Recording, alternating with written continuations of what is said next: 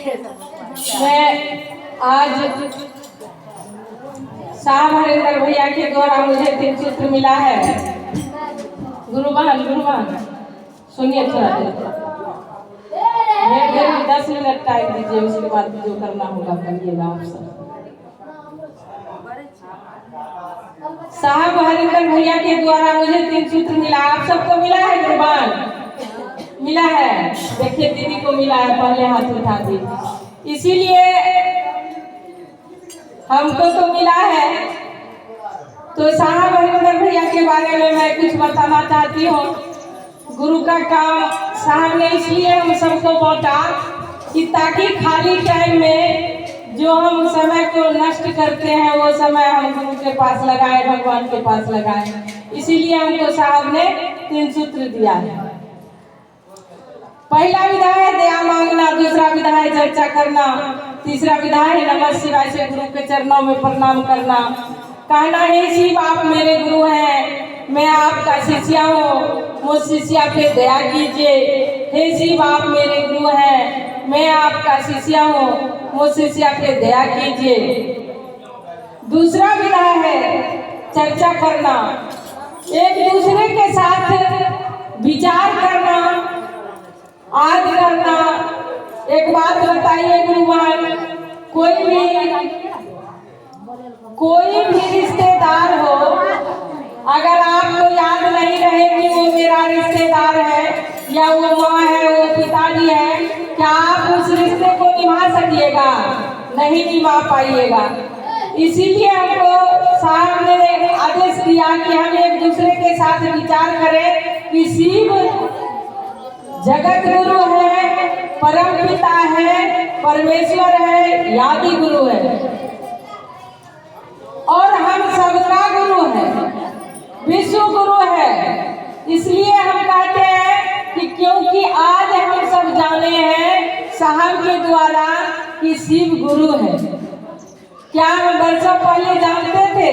नहीं जानते थे। इसीलिए हम सबसे कहते हैं, और साहब कहता है हम क्यों कहेंगे, मेरा औकात क्या है कहने का। जो आदेश किया है वही हम कहते हैं कि हे गुरुवान, सिर्फ इसलिए हम सब याद रखते हैं लोभ से, क्योंकि कोई रिश्तेदार हो जाए। साहब ने कहा एक 2 लड़का था, एक गुरुवान को समझे, और वो एक बेटा को बोला कि बेटा एक आम तोड़ के ला दो, चटनी बनाएंगे। ठीक है, एक दिन बोला, 2 दिन बोला, 3 दिन बोला, वो छोटका बेटवा टाल दिया। दूसरे दिन बड़का को बोला बेटा देखो ना, छोटका को रोज रोज कहते हैं कि एक आम तोड़ के ला, चटनियाँ बनाएंगे, लेकिन नहीं लाता है बेटा। बोला क्या करेगी? बोला चटनी खाएंगे। बड़का बेटवा ला के दे दिया, तो उसने चटनी बना के खाया। गुरुवान किसको मोनेगा? जो नहीं दिया उसको, और जो दिया उसको मोनेगा, जो दिया उसी को ना। तो इसीलिए हम कहते हैं अगर गुरु को याद रखिएगा तभी आपको याद रखेगा। माँ जब ये कर सकती है कि जो भी दोनों को पैदा किया, अगर उसका प्रेम अगर उसके प्रति नहीं रहता है तो माँ भी उतना प्यार नहीं करती है। इसलिए नहीं करती है, हम भी माँ हैं, इसीलिए नहीं करता है कि दिल दुख जाता है उससे। इसीलिए परमपिता परमात्मा जो है, अगर उसके नजदीक जाना है तो उसके लिए जो दया आप मांगते हैं वो दया आपको भी करना होगा, तभी गुरु का काम होगा। ऐसा नहीं कि मंच से नीचे जाए और कोई बोला कि हाल गुरुवान बड़ी बड़ी है, उसको ऐसा बात बोल दे कि उनको तकलीफ हो जाए और उनका दिल दुख जाए। और वो बात मन ही मन सुना के नहीं कहे तो मन ही मन कहीं देगा। इसीलिए हम कहते हैं कि परम पिता परमात्मा को हम सब गुरु माने हैं। संसार का कोई मनुष्य नहीं है जो उनसे जाके आप कुछ कहिएगा और वो आपको कुछ कहेगा। इसीलिए परम पिता परमात्मा का दया कैसा होता है गुरुवान जानते हैं। कपूर अगर ओरिजिनल हो उसको घर में रख दीजिए, समझे, और उसको खुला हुआ रखिए। अगर ओरिजिनल होगा तो सारे कपूर उड़ जाएगा, और उसका जो गंदगी होता है वो रह जाएगा। उसी तरह परमपिता परमात्मा जो है, मेरे गुरु जगत गुरु जो है, वो सिर्फ दया इसी तरह करता है, कपूर के तरह, जो कि हम सबको पता नहीं चलता है कि मेरे गुरु ने कैसा दया किया। इसीलिए हम तीन सूत्र करने के लिए कहते हैं। देखिए, माइक उठाए और दो दो भजन गाने लगे तो उससे क्या होगा जानते हैं गुरुवान? गायकी कहलाइएगा, शिव शिष्य नहीं। सबके सामने में शिव शिष्य कह दीजिएगा। हम अपने मन में कहते हैं कि हम शिव शिष्य हैं, लेकिन नहीं है। महादेव स्वीकार करेगा और वो कहेगा कि आप शिव शिष्य हैं, तभी शिव शिष्यता होगा। क्योंकि परमपिता परमात्मा इस शरीर को इसलिए अंधकार से प्रकाश में लाने के लिए साहब ने कहा, क्यों? क्योंकि इस अंधकार में आए हैं। ये क्या है? इस धरती को क्या कहता है? इस धरती माँ को माता कहता है, समझे? जिस माँ के आंचल में हम सब हैं, और साहब ने कहा कि जिस माँ का आंचल में हो उस माँ का बन के मत रहो, परमपिता परमात्मा को भी हो जाओ, ताकि उनका काम करे। इस धरती पे आए हैं तो धरती का मत बन के हो जाइए गुरुवान, ताकि हम इस परमपिता को, नहीं इसमें पैसा लगता है, नहीं रुपया लगता है, मन हो तो नहाइए, मन हो तो पूजा करिए, नहीं मन है तो मत कीजिए। सिर्फ तीन सूत्र से गुरु का काम कीजिए। क्या है? कहना है गुरु भाई, हे गुरु भाई, कहना है। पहला विधा है दया मांगना, दूसरा विधा है चर्चा करना, तीसरा विधा है नमः शिवाय से गुरु के चरणों में प्रणाम करना। हम कहते हैं गुरुवान कि अपना पापा जो घर आता है, पूजा के बारे में जो बोल रहे हैं हम, अपना पापा घर आते हैं तो उनका आरती करते हैं? नहीं करते। उनका पूजा करते हैं? नहीं करते हैं। उसी तरह परमपिता परमात्मा मेरे अपने पिता हैं, अपने बाबा हैं, क्योंकि उसको सदियों से सब कोई बाबा बाबा करके पूजा है। तो बाबा किनको कहता है गुरुवान? हम सब अपने भाषा में दादा को बाबा कहते हैं ना। उसी तरह सबका बाबा है वो। और पहले तो बाबा का के इसलिए पूछता था क्योंकि उससे धन लेना था, समझे? इसीलिए सब कोई बाबा कह के पूछता था। अब साहब ने ये कहा कि ज्ञान रूपी महादेव से जुड़ो। साहब ने कहा ज्ञान रूपी महादेव से जुड़ो। तो ज्ञान रूपी कैसे होगा? जब तक उन शिव को गुरु नहीं बनाइएगा तब तक ज्ञान नहीं होगा।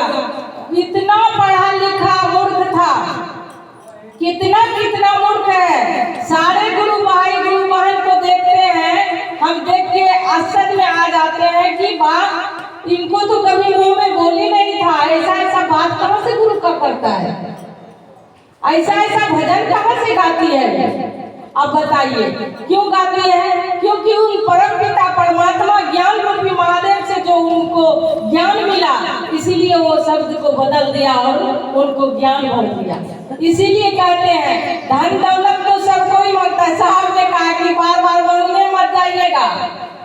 साहब ने कहा कि बार बार धन नहीं मांगने के लिए जाइएगा कि हे परमपिता, हे परमात्मा, हम दया में क्या मांगते हैं आप सिखाते हैं। ये नहीं कहिएगा कि हम किसी का प्रॉपर्टी लिखवा दीजिए, किसी का बेटा दे दीजिए, किसी का वो हो जाए, हल्ला चिल्ला मत बोलिएगा। और उनसे कैसे दया मांगना है?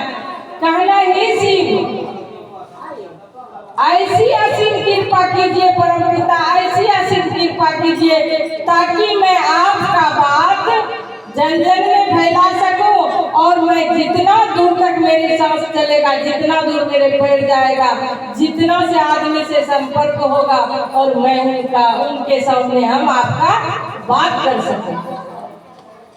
तो यही गुरु का काम है गुरुवान। अगर हम बोलते रहेंगे तो दिनों भर बोलेंगे तो मेरा बात खत्म नहीं होगा। इसीलिए हम कहते हैं दूसरा विधा है चर्चा करना। कैसे करना है? कहना हे गुरु भाई, हे गुरु बहन, हमने शिव को गुरु बनाए हैं, शिव गुरु हम पे दया करता है, आप भी बना कर देखिए, आप पे गुरु दया करेगा। तीसरा विधा है नमः शिवाय से गुरु के चरणों में प्रणाम करना। एक माँ थी, मसोमात थी, उनको एक लड़का था, बहुत गरीब थी तो 12-13 वर्ष बच्चा को किसी तरह वो पाल पोस के जब बड़ा की 13 वर्ष 14 वर्ष का जब हो गया तो बेटा ने सोचा कि माँ, गांव के आदमी बाहर जाने लगा तो बोला माँ कितना दिन दुख सहोगी, सब कोई कहता है कि अब तुम लायक हो गए हो तो कुछ ना कुछ करो, घर द्वार बनाओ। बोला माँ सब दिन यहाँ रहेंगे तो हम कुछ नहीं कर पाएंगे, हमको जाने दो बाहर। कोई भले आदमी के साथ वो चल गया बाहर कहाँ गया, गुरु बहन विदेश चला गया। विदेश जाने के बाद उनको इतना सफलता मिला कि वो सारे कर्ज तोड़ तार के शादी ब्याह सारे कर लिया, उन्होंने सब कुछ कर लिया। जब कर लिया तो वहां से मन में सोचा कि सब कुछ तो हम कर लिए, गाड़ी बंगला हो गया, मुझे बाल बच्चा सब कुछ हो गया। अब मन कहता है उनका कि माँ से मिला है। देखिए गुरुबान, सबको ही माँ है, थोड़ा बहुत सबको दर्द होता है। तो बोला आज आया वर्षों बाद कि एक माँ भी मेरी गांव में है, उनसे मिल आते हैं। सारे पे तो कर्जा तोड़ दिए, माँ का कर्जा रह गया है। अब की बार जाते हैं, जितना उनका कर्ज होगा जोड़ जाड़ के दे के उससे भी छुटकारा पा जाएंगे। बेटा आया, उस दिन माँ ने पूरे गांव में हल्ला कर दिया कि आज मेरा बेटा आ रहा है, वर्षों बाद मेरा बेटा आ रहा है, वर्षों बाद बेटा। माँ तो पुलकित है, इतना पुलकित है कि वो लगता है कि जैसे छोटा बच्चा नहीं आ रहा है उसी तरह आएगा तो हम गोदी में संभाल लेंगे और कलेजा में लगा लेंगे। उसी तरह माँ पुलकित हो रही थी, क्योंकि वो माँ थी ना, इसीलिए उसको उतना प्रेम था। और बेटा तो आ रहा था क्या कह के कि हम जाएंगे और जितना कर्ज होगा ना माँ का दे देंगे और हम चलाएंगे। जैसे आया, माँ तो क्या खाएगा, क्या लेगा, क्या पहनेगा, ऐसे कर रही थी। आया दिया, बोला माँ चाय पानी हुआ। बोला देखो इसमें टाइम वेस्ट नहीं करेंगे माँ, तुम अपना हिसाब करो। बोला क्या चीज का हिसाब बेटा? कल के माँ आज हम सारे गांव के जितना कर्ज लिए थे सारे तोड़ दिए और सब कुछ कर लिया। हमको इतना पैसा है कि हम ये गांव को खरीद सकते हैं, तो तुम्हारा कर्ज तोड़ने में क्या है माँ? तुम अपना हिसाब करो कितना पैसा हमको पालने पोसने में खर्चा हुआ है, तुम्हारा हिसाब कर देंगे। बोला बाबा, जिस बेटे के लिए हम इतना मतलब पुलकित हो रहे थे और इतना खुशी मना रहे थे, उस बेटे ने हमको पैसा तो तोड़ रहा है। बोला बेटा पैसा तुमको ढेरी हो गया है। बोला हाँ। कल के तुम हिसाब करो माँ, तुम कितना लेगी उतना पैसा देंगे। कल के यही कल के हाँ। कल के ठीक है, अगर तुम पैसा देना चाहते हो तो ठीक है, हमको पैसा नहीं चाहिए। कल के तब कल के एक रात मेरे पास सो जाओ। कल के यही कल के हाँ। कल के ये इसमें क्या बड़ा बात है? एक जगह बिछौना लगाया, जितना साज मतलब बिछौना जाजिम तकिया सब कुछ सोफा उफा लगा दिया। बोला कि बेटा अब सो जाओ। खाना पीना खाया और बेटा भी सोया, माँ भी सोया। जैसे बेटा को नींद लगने लगा तो माँ कहती है क्या बेटा बेटा? बोला हाँ माँ। बेटा एक गिलास पानी दो तो। बेटा पानी दिया, पानी को पिया। माँ ने जानबूझ को उस पानी को बिछावन पे उल्टा दिया। जैसे उलट गया तो बोला क्या माँ ये क्या कर रही हो, पानी कैसे गिरा दी? बोला बेटा बुढ़ापा आ गया है ना, इसीलिए हाथ से पानी छूट गया। फिर उस पानी को फिर बेटा ने गिलास में रख दिया और वो जो बिछाया था जाजिम उसको फिर से पलट के फिर से सो गया। जैसे फिर भरमने लगा, फिर से माँ बोला कि माँ बेटा मुझे फिर से प्यास लग गया, मुझे पानी दो। फिर से बेटा दिया, फिर वो पानी को उल्टा दिया उसी बिछावन को। जैसे उस पानी को उल्टा दिया, देखिए गुरुबान ये दर्द वाली कहानी है, ये कोई खेल नहीं है जिसके इस कानों से बोलो इस कानों से बाहर दीजिए, नहीं।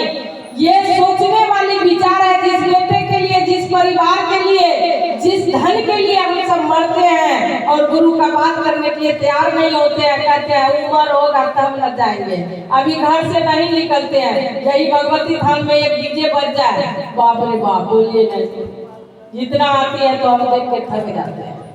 तो बोला क्या किया बेटा, जैसे फिर तीसरा बार हुआ, 2 बार तो थोड़ा थोड़ा प्रेम से पिला दिया, तीसरा बार जब हुआ तो बोला क्या माँ बार बार तुमको प्यास लगता है? बोला बेटा बूढ़ी हूँ ना मैं, इसीलिए प्यास लग जाता है, दो ना। फिर पानी दिया, उस गिलास को फिर से जहाँ बेटा सोता था उसी जगह उल्टा दिया, पानी उलट गया। बेटा बोलता है क्या कर रही हो माँ, पानी पीती हो कि तुम पानी उल्टाने मांगती हो? बोला बेटा ऐसा नहीं करते हैं हम, बूढ़ी है छूट जाता है। बोला ठीक है सो जा, तौलिया बिछा लिया बेटा, फिर उसी जगह सो गया। जब चौथा बार हुआ, जैसे नींद पड़ने लगा, फिर से कहती है माँ ने बेटा मुझे फिर से प्यास लग गया, मुझे फिर से पानी दो। देखिए गुरुवार बेटा क्या कहता है, तुम पागल कर रही हो, मुझे पागल कर रही हो, तुमको बार बार प्यास लगता है क्या है ये? बहुत जोर से बाजा और उसको पानी दिया, फिर माँ ने उल्टा दिया।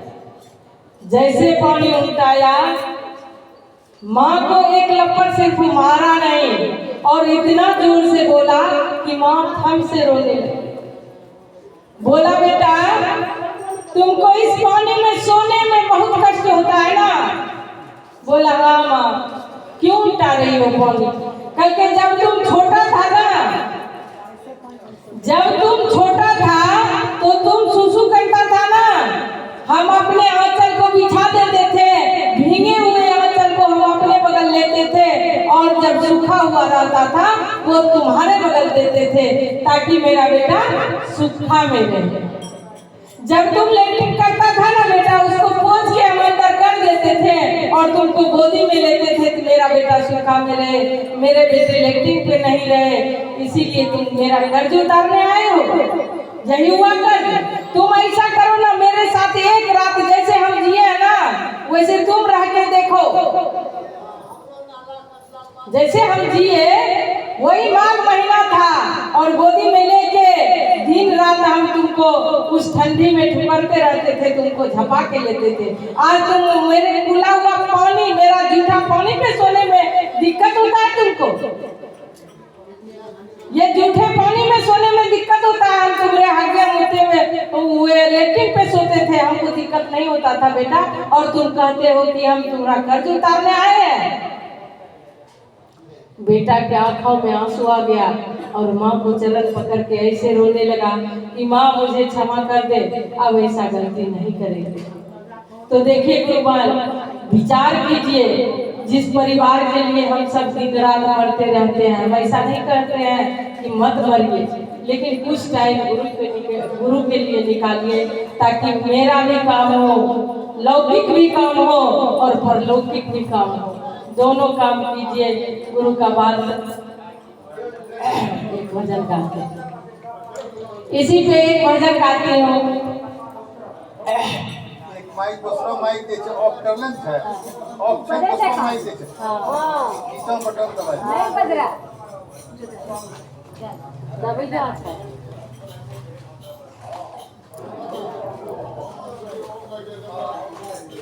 नबरे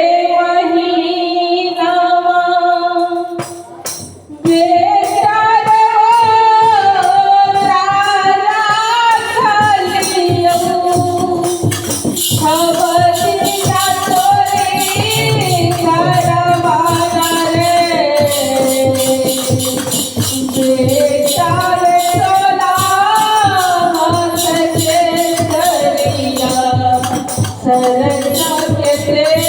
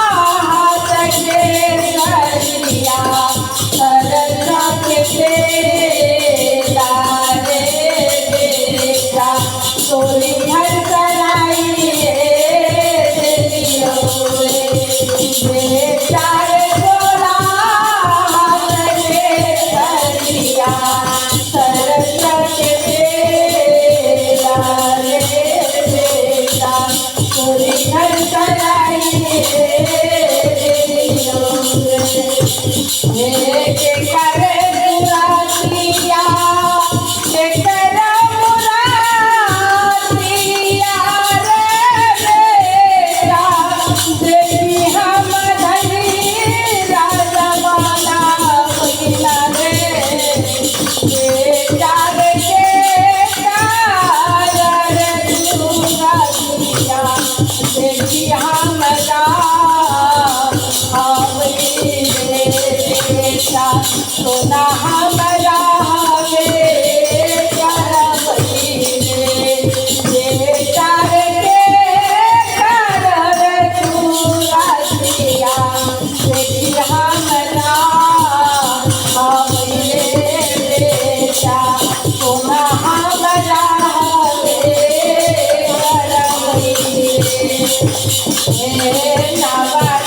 नवरे महीना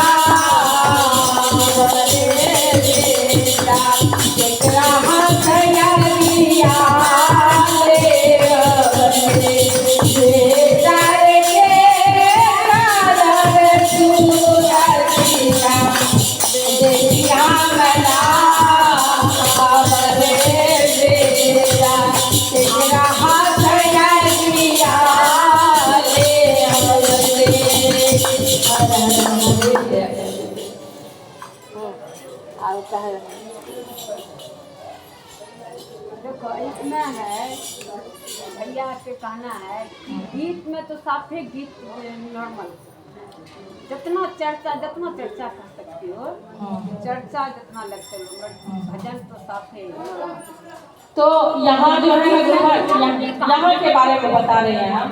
यहाँ सिर्फ भजन जानती है गुरुबाल में, दूसरा कुछ नहीं जानती है। विशेष में अगर हम कुछ बोलते हैं तो उसमें कमेंट करती है, लेकिन कुछ बोलती नहीं है। हम सबको सिखाए हैं 3 सूत्र पे 2 ही बात करना है, लेकिन 3 सूत्र पे करो, लेकिन कोई नहीं करती है। सिर्फ भजन ही भजन, भजन ही भजन। वो तो अपना मन है ना, मेरा कहना हम साहब के आदेशानुसार गुरु का काम करते हैं। जो साहब का है बस वही, दूसरा कुछ नहीं। जो साहब ने कहा, एक ऋषि मुनि था, उसके आश्रम में सारे आदमी बहुत शिष्य था। एक शिष्य गांव में गया, उसके घर में दो परिवार था। एक परिवार ने उसको बहुत, एक भाई ने बहुत टेंशन देता था। सोचा कि गांव में किसके पास रहेंगे, कोई नहीं रखता था।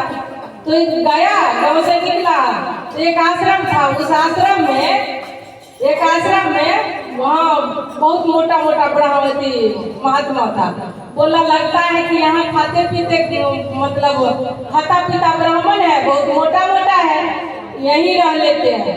जैसे गया ना तो परेशान था गुरु कोई बात से। जो वो आश्रम का गुरु था वो बहुत परेशान था और बोला कि बाबा हम भी यहीं रहना चाहते हैं, हम आपका शिष्य बनना चाहते हैं। बहुत देर हुआ, 2 बार बोला, 3 बार बोला। बाबा जो परेशान था ना, उनको कह नहीं सकता था कि हम तुमको रख लिए। तो एक बात हुआ कि ठीक है, थोड़ा देर के बाद बोला ठीक है, अगर तुम रहना चाहते हो तो जाओ धान कूटो। समझे? बोला अगर तुम रहना चाहते हो तो धान कूटो। वो गया धान कूटने लगा। बताइए, गुरु बूढ़ा हो गया, वो धाने कूट रहा है। गुरु बूढ़ा हो गया, वो धाने कूट रहा है, दूसरा कुछ नहीं करता है। खाया पिया जो नियम है वो किया और धान को कूटा। जब बाबा बूढ़ा हो गया तो उसने सोचा कि हम अपना मतलब गुरु का काम जो है इस कुटिया का भार किसी और को दे दे। सारे आदमी को बोला परीक्षा दो, जो जिसने सीखा है जब तक यहाँ मतलब रहा है इस विद्यालय में, सबने परीक्षा दी। सारे आदमी परीक्षा दे दिया, सबने अपने अपने विचारों को लिखा। जैसे कि हम आए, मेरा काम है 3 सूत्र करना, हम कर लिए।